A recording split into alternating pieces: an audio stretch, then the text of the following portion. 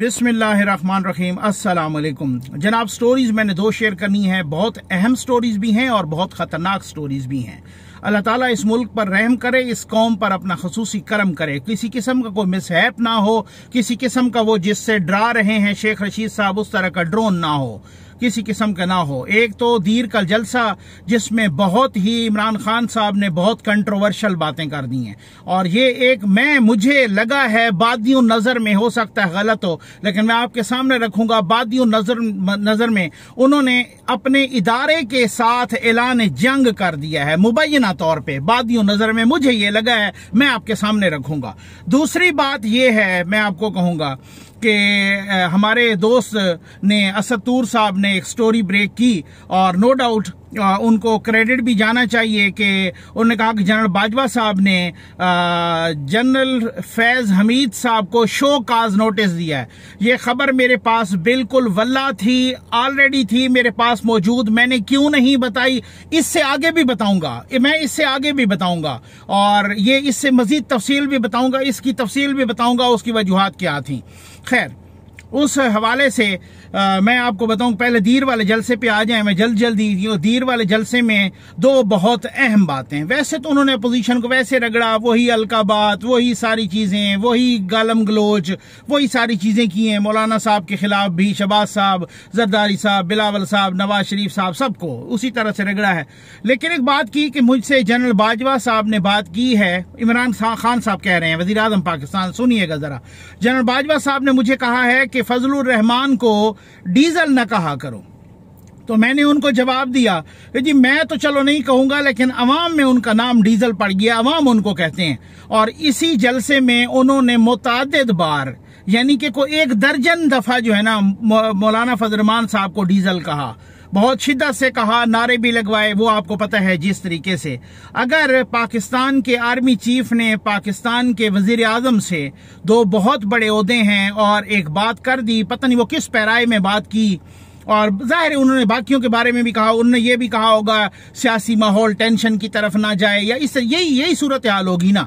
शायद हो सकता है आज उनको भी मजा आ रहा होगा कि किस किस्म के बंदे को हम लेके आए थे, क्योंकि नवाज शरीफ साहब ने तो कभी एक दफा भी ऐसा कोई नुक्ता नहीं उठाया किसी चीज को, कोई जो है ना बाहर उनके सीने, वो तो 3 दफा का प्राइम मिनिस्टर है, वो पता नहीं उनके सीने में कितने राज दफन होंगे। लेकिन वजीर आजम साहब जो है ना बिल्कुल मुझे लगता है बादियों नजर में डायरेक्ट हो गए हैं। तो एक तो वो उनको बताना चाह रहे हैं, आप तो एक तो कौम को बताना चाह रहे हैं बादियों नजर में कि बाजवा साहब उनके साथ खड़े हैं।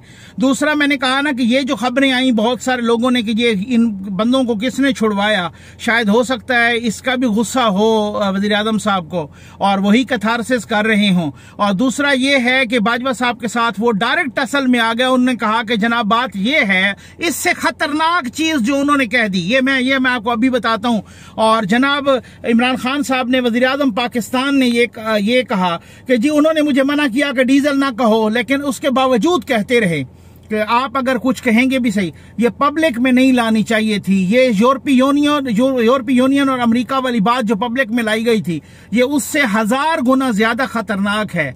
आप डॉन लीग्स का तस्करा करते हैं, लेकिन ये भी अगर एक आर्मी चीफ वजीर आजम से कोई बात कर रहा है और वो उनको जलसे में कह रहे हैं और टसल में यूं समझ ले बादियों नजर में कह रहे हैं और ये जनाब वो कह रहे हैं कि आप अगर मुझे मना ही करेंगे तो तब भी मैं कहूंगा। और दूसरा आप ये एक कन्वे करना चाह रहे हैं कि जनाब के ये तो उनके साथ खड़े हैं, हालांकि ऐसी बात नहीं है, वो न्यूट्रल हैं। और वजीर आजम साहब ने दूसरी खतरनाक बात ये कह दी है, और मुझे अफसोस के साथ कहना पड़ता है, कभी भी ये नहीं, उन्होंने कहा कि ये एक वो आयत जो आजकल पता नहीं किसने उनको सिखाई हुई है, वो गलत सही पढ़ देते हैं, अम्र बिल मारूफ व नही अनिल मुनकर वाली। तो वो कहते हैं कि जनाब अल्लाह ने तो कहा है कि नेकी और बदी में तमीज करो, और साथ ही कह दिया कि इंसान तो नेकी और बदी में तमीज करता है, नेकी और अच्छाई में और बुराई में तमीज करता है।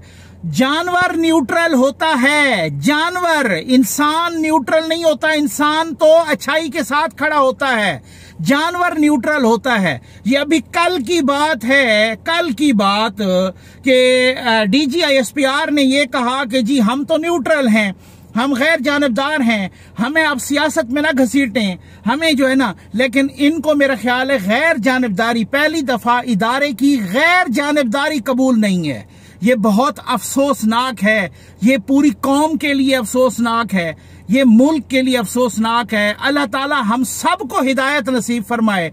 और मैं कहता हूं कि अब मजा आ रहा होगा, अब मजा आ रहा होगा कि किस बंदे को लेके आए थे और उसी बंदे ने मुबैना तौर पे इदारे को जलील करना शुरू कर दिया। जिस तरीके से, माफ कीजिएगा मुझे ये अल्फाज इस्तेमाल करते हो, मैंने कहा मुबैना तौर पे ऐसा कर, कसर कोई नहीं रह गई आज के जलसे के बाद, कोई भी नहीं। अब इसकी वजूहात क्या हैं, आप खुद समझदार हैं। क्या उनको पता चल गया है कि मामला खत्म, गेम खत्म?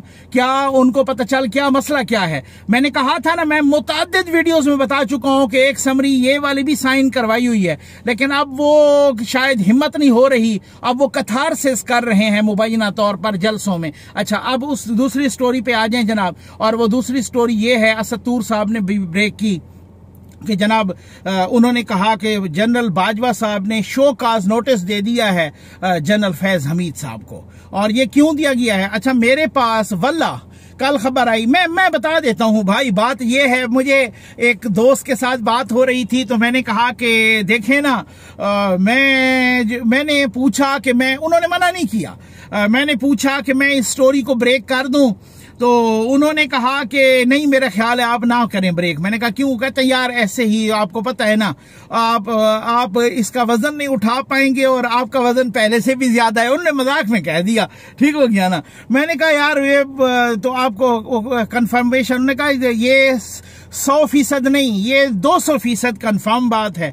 अच्छा, मैंने कहा तो भाई अभी इसकी जो वजूहात हैं कुछ लोगों से जब डिस्कस किया, बहुत ही मैंने मोतबर जराए से। अच्छा, उन्होंने मुझे एक और बात भी बताई थी कल, और वो बात भी मैं आपको बताता हूँ, वो भी मैं आपको बताता हूँ। तो वो डिस्कस किया तो वो यही कह रहे थे कि जी बात ये है कि मुझे ना एक दोस्त ने कहा कि यार ये क्या हो रहा है। मैंने कहा क्या हो रहा है? तो कहते हैं, एक जरिए ने कहा, कहते हैं कि जनरल फैज साहब तो प्राइम मिनिस्टर हाउस में आके बैठ गए हैं। मैंने कहा है ये क्या आप कह रहे हैं, ये कैसे हो सकता है? हमने तो ये सुना है उनकी बड़ी इतनी मॉनिटरिंग होती है, हर जो है ना जो भी होता है कोर कमांडर तो उनकी, तो आप ये क्या कह रहे हैं? और उन्होंने कहा कि जी मैं सच कह रहा हूं। मैंने कहा जी बिल्कुल आप सच कह रहे होंगे, क्योंकि बहुत ही रिलायबल सोर्स था।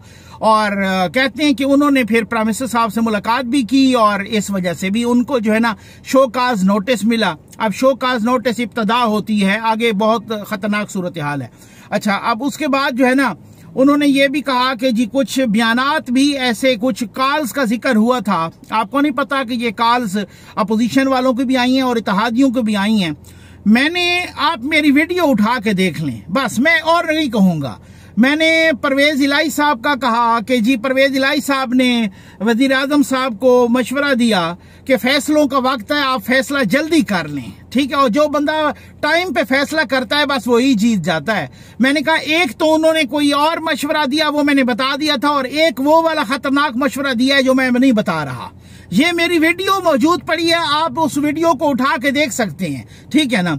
अच्छा, अब उनको भी कॉल्स आई तो कुछ जरिए बता रहे हैं कि उस वजह से भी ये सारी सूरत हाल ये वो हो रही है। और लेकिन मुझे एक बहुत ही अहम जरिए ने बताया कि वही सूरत हाल है कि उनको ये भी कहा गया वज़ीर आज़म साहब को, उन साहब की तरफ से, कि आप जल्दी डिक्लेयर करें मेरा नाम, ठीक है ना, और मुझे आर्मी चीफ डिक्लेयर करें। और वो कुछ भी, और ये खबर मैं आपको एक बात बता दूं, ये बहुत सारे मालशिया पालशिया मार्केट में एक अरसे से फैला रहे हैं। वो कहते हैं देख लेना, ये आपको मैंने बताई हुई है ये बात, देख लेना वजीर आजम साहब डिक्लेयर कर देंगे उनका नाम, और कुछ भी हो, मुतनाज़ियत एक चीज हो जाएगी ना। ये मैंने आपको बताया था, ये नहीं बताया था, आप गवाह हैं सारे सुनने वाले। अब मैं आपको बताता हूं कि मुझे जरा उस जरिए ने क्या बताया, क्योंकि अब एक स्टोरी चल गई है ना, अब तो आ गई है सामने, ठीक हो गया ना।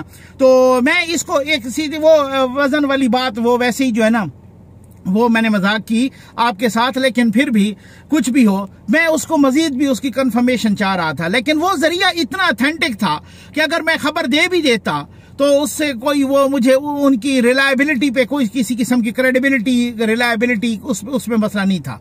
अच्छा खैर, मुझे उस जरिए ने जो बाकी बताया, मैंने फिर भी पता किया, मुझे उस जरिए ने जो कहा, उन्होंने मुझे बताया कि आप याद रखना मेरी बात, कि मैंने कहा कौन सी बात? कहते हैं शोकाज से आगे काम जाएगा।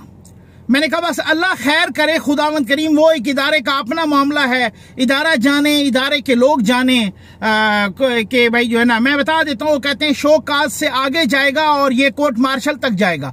तो मैंने कहा कि ये इदारा जाने, इदारे का हमें ये है कि इदारे की भी खैर हो, पाकिस्तान की भी खैर हो, पाकिस्तान की कौम की भी खैर हो, किसी किस्म का कोई मिसहैप ना हो, किसी किस्म की कोई एडवेंचर इस तरह का ना हो कि जिससे कोई खुदा न खास्ता कोई खून खराबा हो, कोई इस किस्म का हो। पाकिस्तान अफोर्ड नहीं कर सकता, इकोनॉमिकली हम बहुत बुरे हालात में हैं। आप यकीन कीजिए, मैं आपको अल्लाह को हाजिर नाजिर जान के दिल पे हाथ रख के कह रहा हूं, आप भी दुआ कीजिए, मैं भी दुआ करूं। और मुझे हैरत है और मुझे साथ अफसोस भी है कि प्राइम मिनिस्टर ऑफ पाकिस्तान पता नहीं इतना क्यों दिल पे ले गए हैं। वो कहते हैं कि हमारे पास नंबर भी अपने पूरे हैं, पूरे तमादमी हैं। आज भी जलसे में बार बार कह रहे थे, मैं इनका हशर देखें क्या करता हूं, मैं किस तरह से नाकाम करता हूं। तो सर, अगर नाकाम भी हो जाएगी तो वो आपका राइट है, कामयाब हो जाएगी तो वो इनका राइट है। एक कॉन्स्टिट्यूशनल मूव हुई है, एक उनका कॉन्स्टिट्यूशनल प्रिविलेज है, एक आईनी इस्तेहकाक है। मूव तो उन्होंने नो कॉन्फिडेंस मोशन की है और तो कुछ नहीं किया। और तो क्या किया है, मतलब मैं तो समझता हूं ना, एक धरना भी आपने तो 126 दिन का धरना दिया था। आपने सुप्रीम कोर्ट की, आपके लोगों ने और ताहिर कादरी साहब के लोगों ने सुप्रीम कोर्ट की दीवारों पर शलवारें टांगी थी, लेकिन इन्होंने तो धरना भी नहीं दिया, कुछ भी नहीं किया। एक कॉन्स्टिट्यूशनल मूव है, आईनी इस्तेहकाक है इनका और वो मौजूद है और वो उन्होंने वो किया। अगर वो नाकाम हो जाएगी तो आपकी कामयाबी है, कामयाब हो जाएगी तो वो जाने। तो इसमें इतना मैं समझता हूं कि बहुत ज्यादा इतना टेम्पर लूज करने का माजत के साथ, या इतना बहुत ज्यादा परेशान होने का, या बोखलाट, या इतना टसल लेने की कोई जरूरत नहीं है। आप एक अवामी लीडर हैं, आप सियासतदान हैं, माशाल्लाह, आपके साथ अवाम भी हैं, आपके अपने वोटर सपोर्टर्स भी हैं। ये टर्म न सही तो अगली टर्म सही, उसमें आप आ जाएंगे।